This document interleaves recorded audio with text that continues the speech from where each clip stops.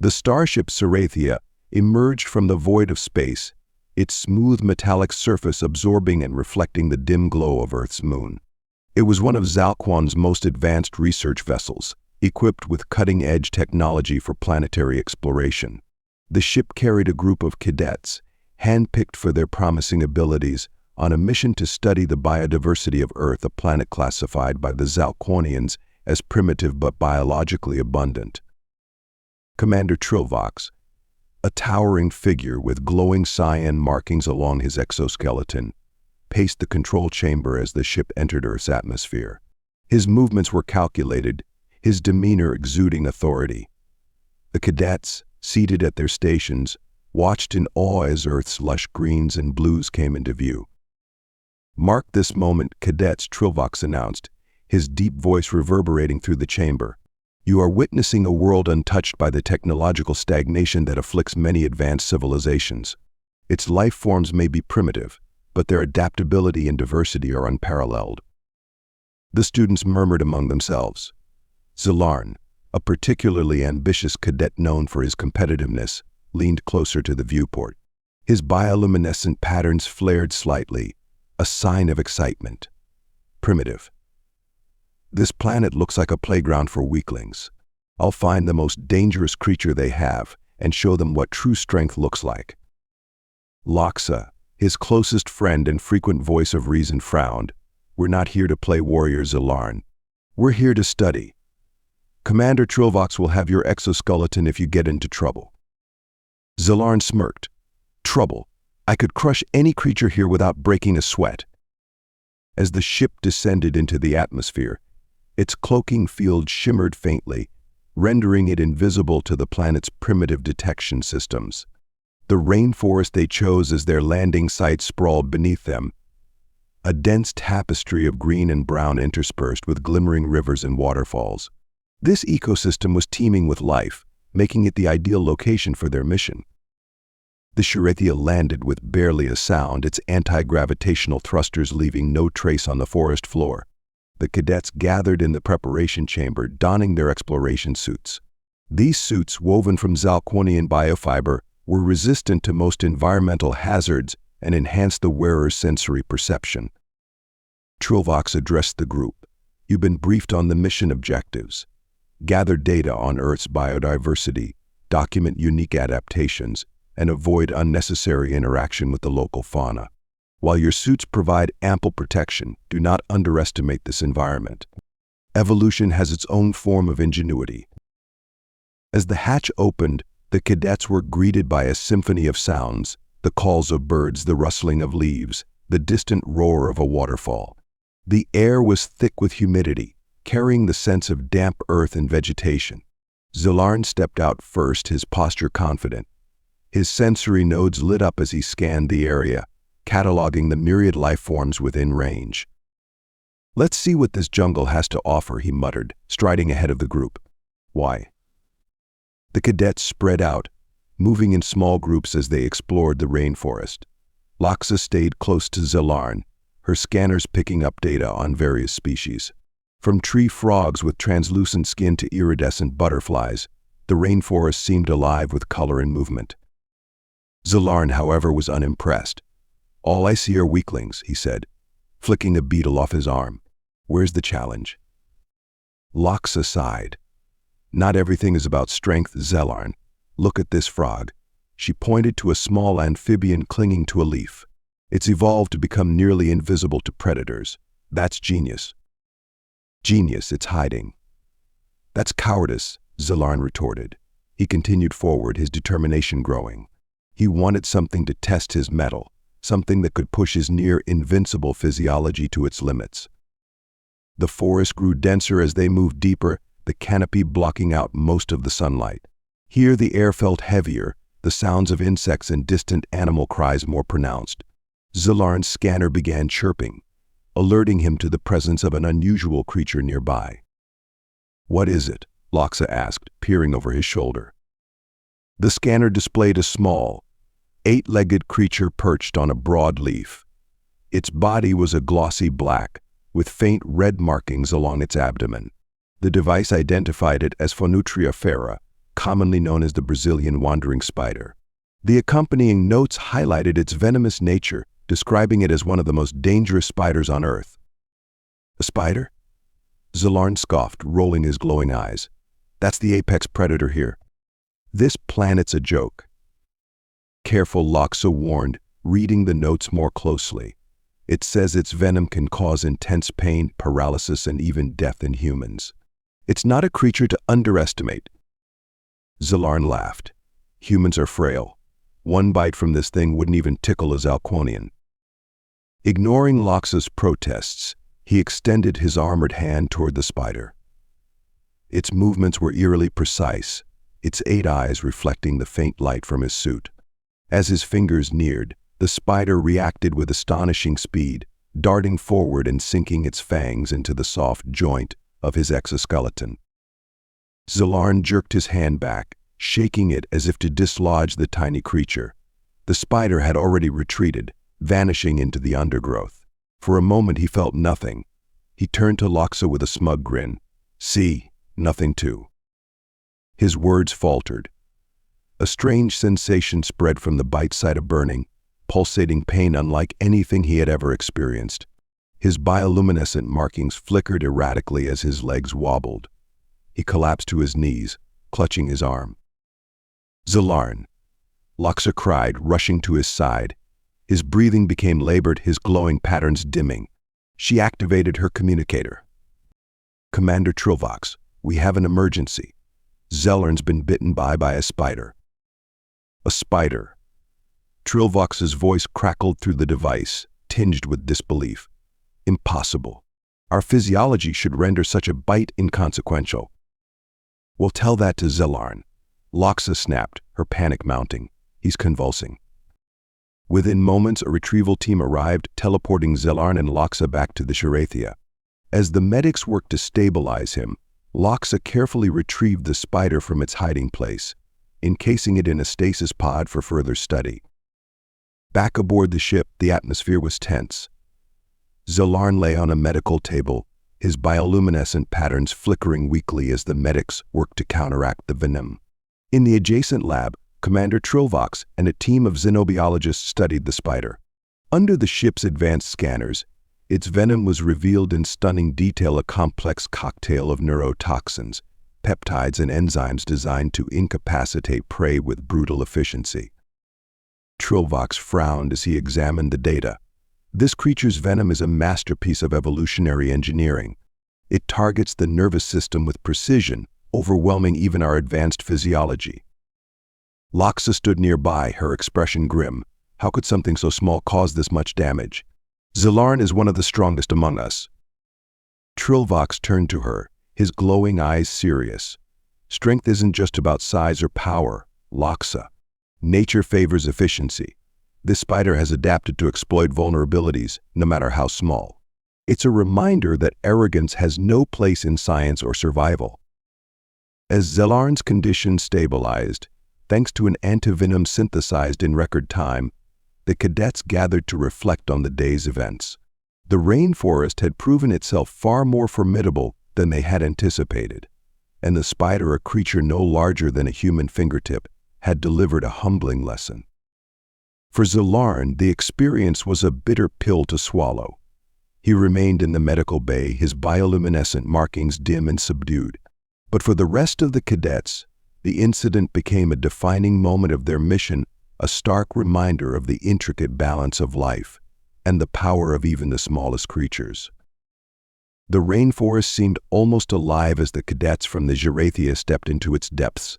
To them, this was an alien world, vibrant yet chaotic, a kaleidoscope of sights, sounds, and sensations.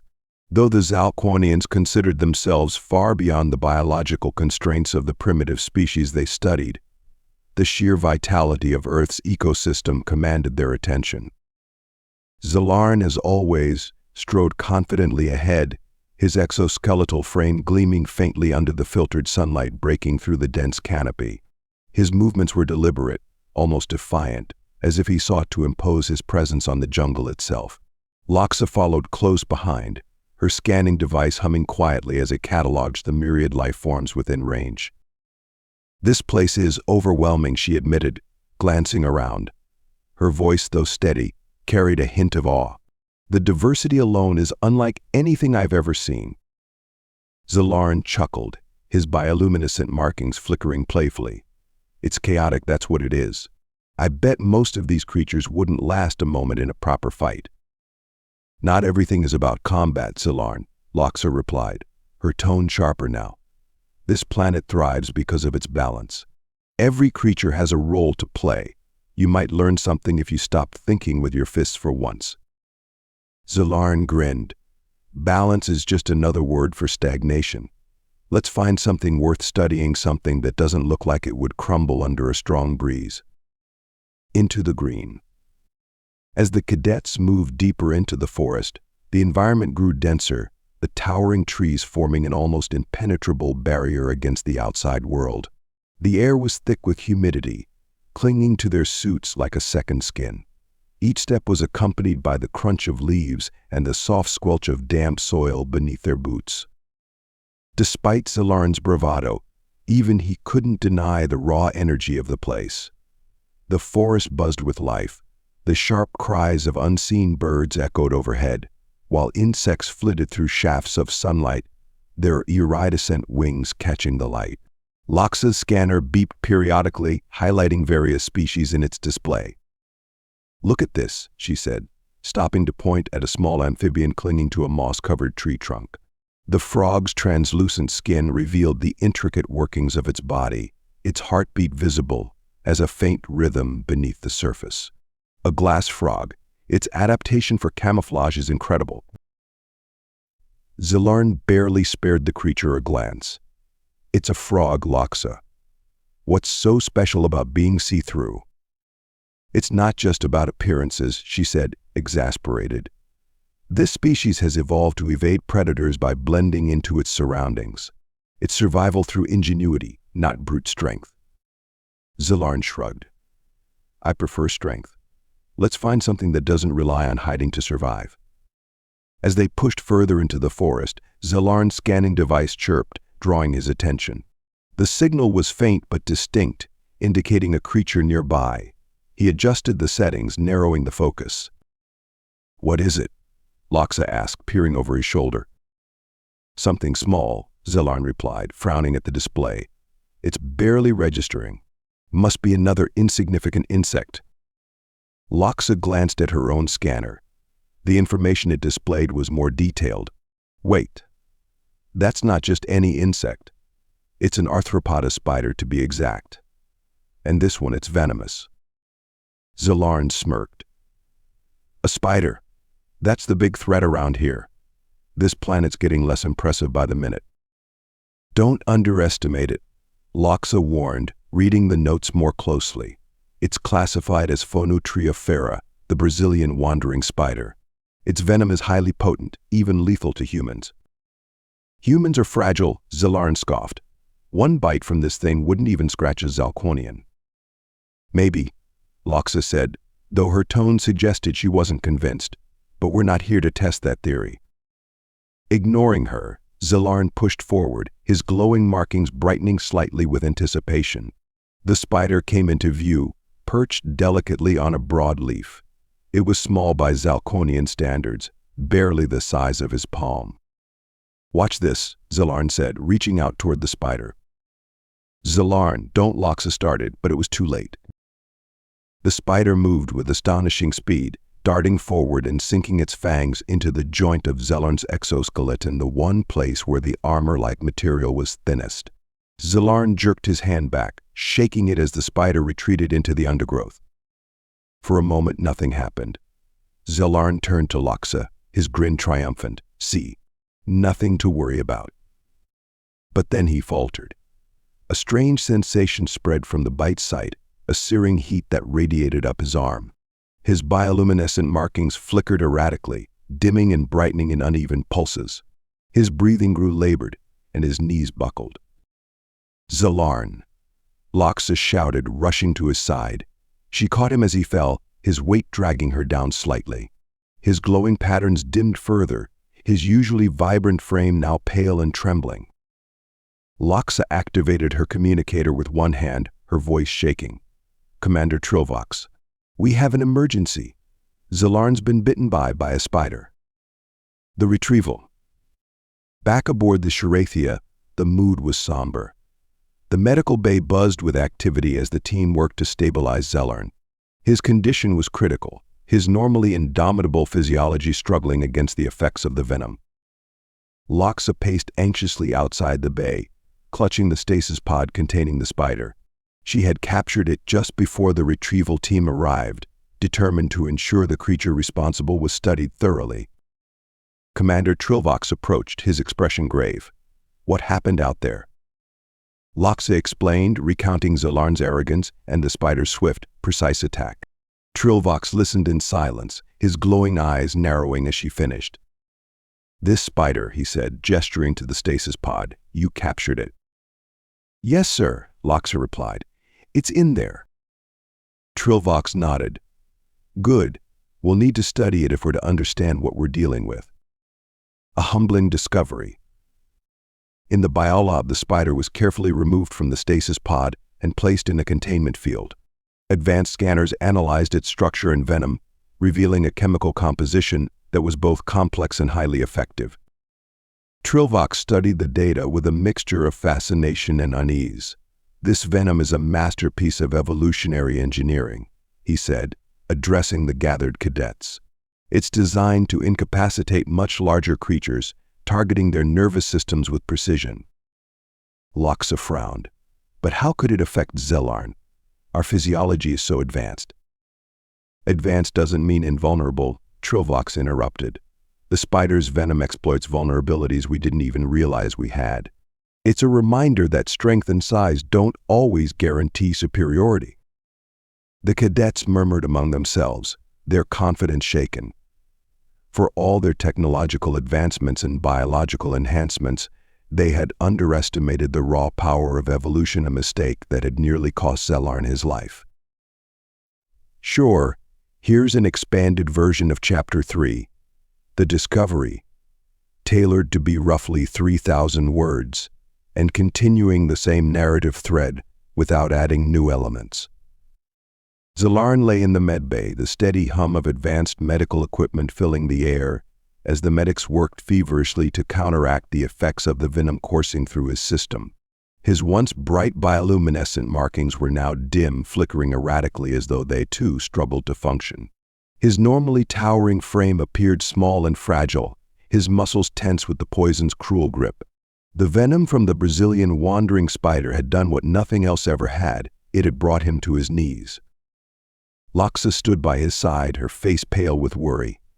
She hadn't left him since the moment they'd returned to the ship, her thoughts racing with questions and concerns.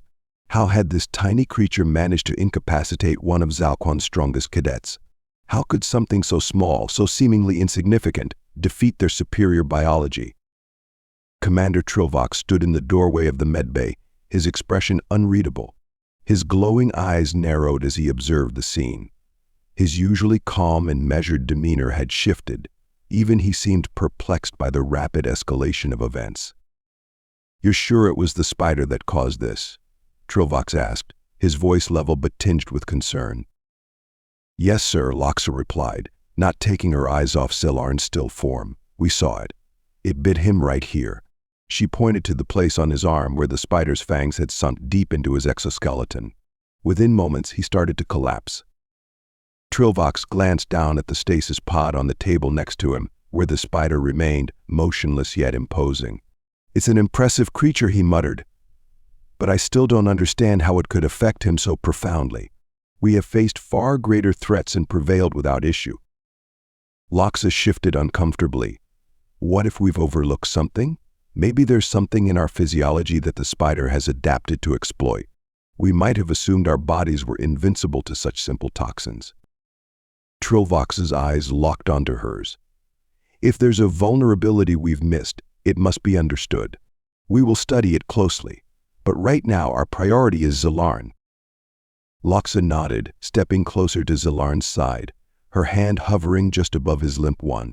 Despite everything, she couldn't help but feel a pang of sympathy for him. He had always been brash and full of confidence, but this encounter had shown him that strength was not always the answer. The hours passed in a blur. Zelarn's vitals remained unstable, his bioluminescence still struggling to recover as the medics worked tirelessly. A team of xenobiologists had been summoned to assist with the analysis of the venom, while the rest of the cadets sat in tense silence, unable to do anything but wait. Loxa, however, had not taken her mind off the spider. She couldn't stop thinking about it, the way it had attacked so swiftly, its venom so effective. She knew from her studies that venomous creatures like this spider had evolved to overcome much larger prey, and it made her question how much they truly knew about the world they had come to study. When the lab results came in, Trilvox wasted no time gathering the cadets in the ship's central briefing room. The room was dimly lit, the soft hum of the ship's engines barely audible in the background. A holographic display flickered to life before them, showing a detailed analysis of the venom's components. "Here's the problem," Trilvox said, his tone no longer the confident, assured one it had been earlier. "This spider's venom is unlike anything we've encountered. It has a unique molecular structure, one that targets specific receptors in the nervous system. The venom interferes with the synaptic transmission, paralyzing the victim almost instantly. But it doesn't stop there, it also causes extreme metabolic shock." The display shifted, showing intricate diagrams of cells and neurochemical pathways, each one labeled and highlighted. The venom's composition was a complex mixture of neurotoxins, peptides, and enzymes, each working in harmony to incapacitate prey. "What makes this venom so effective," Trilvox continued, "is its efficiency. It doesn't require brute force or prolonged exposure. The spider's venom is a microcosm of nature's ingenuity, fast-acting, precise, and devastatingly potent." The cadets exchanged uneasy glances. Loxa, who had been studying the data closely, frowned. "So it doesn't just paralyze. It attacks the very fabric of our biological systems. It bypasses the defenses we've built up over millennia." Trilvox nodded. "Correct. It's the perfect weapon, in that sense. Small, unassuming, yet capable of taking down something far stronger." Loxa could feel her heart sink. It was one thing to understand that there were forces in the universe that could challenge Zalquonian superiority, but it was another to see that theory played out in such a brutal way. The reality of it was sobering. Zelarn remained in the medical bay, still unconscious, as the cadets gathered for their next steps. The medics had been working around the clock to stabilize him, but the venom's effects were proving difficult to counter. His once impenetrable exoskeleton, designed to withstand the harshest of environments and the most formidable of attacks, seemed to be fighting against the treatment. Loxa stood by his side once again, her hand resting lightly on his shoulder. His breathing was shallow, his body still trembling, though less violently than before.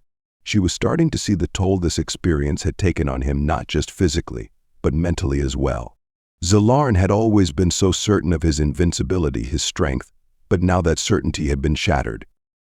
He stirred slightly, his body twitching, as if responding to some unseen stimulus. Loxa watched, her breath catching in her throat as his glowing markings flickered back to life, faint but unmistakable. "Zelarn," she whispered softly, her voice barely audible. His eyes fluttered open, the blue glow of his irises weak at first.